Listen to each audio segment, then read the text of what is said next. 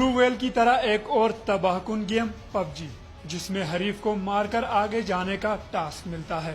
اس game کے جنون میں مبتلا نوجوان ریحان آج پشاور کے نجی اسپتال میں زندگی اور موت کی کشمکش میں مبتلا ہے۔ والدین کے مطابق روزانہ 12 سے 14 گھنٹے مسلسل قتل و غارت سے بھرپور گیم کھیلنے کی وجہ سے دماغ پر اثر پڑا اور زبان اور جسم نے حرکت چھوڑ دی۔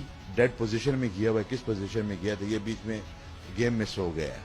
اس سے 2 گھنٹے سویا، 3 گھنٹے سویا۔ جب ہمیں صبح 6 میں پتہ چلا اس کے منہ سے جگ قسم سے آ رہے تھے، اس کا ہارٹ بیٹ رکی ہوئی تھی۔ ریحان کا چچزاد بھائی بھی چند روز قبل اس گیم کے مضر اثرات کا شکار ہو چکا ہے۔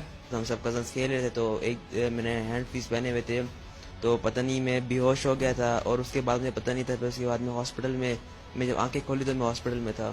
ماہر نفسیات کے مطابق مار دھاڑ سے بھرپور گیم میں زیادہ وقت صرف کرنا نہ صرف نفسیاتی عوارض کا سبب بنتا ہے بلکہ کھیلنے والے کے لیے جان لیوا بھی بن سکتا ہے۔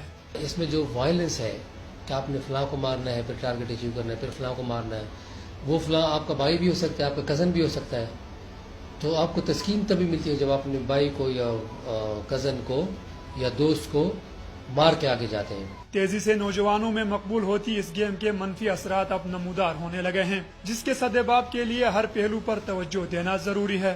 جدید ٹیکنالوجی اور موبائل گیمز تفریح یا کام کے ذرائع کے طور پر استعمال ہونے چاہیے، نہ کہ اسے وقت کا ضیاع اور زندگی کے لیے خطرہ بنایا جائے۔